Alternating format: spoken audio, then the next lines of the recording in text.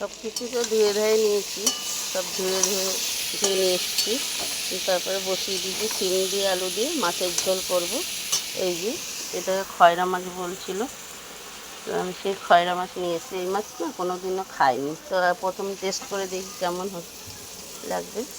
আর এইদিকে বসিয়েছি একটু কালো জিরে ফোড়ন দিয়ে একটু আলু ছিম দিয়ে বসিয়েছি শীষওয়ালা পালং শাক।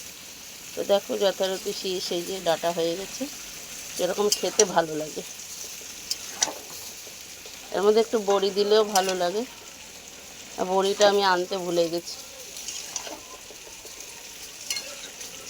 শীত পড়েছে, এই সময় তো মানুষের বড়ি দেয়, কিন্তু আমার জায়গা নেই সেরকম দেওয়ার, শুকাবে না দিলে, তাই দিইনি।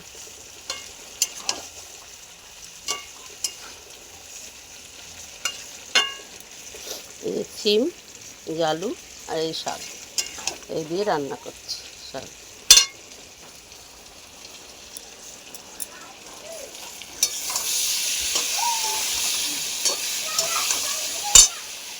আমি এখন তরকারিটা বেশি ভাজবো না, কারণ যেহেতু সিম আছে, এখনই ঝোল দিয়ে দেবো।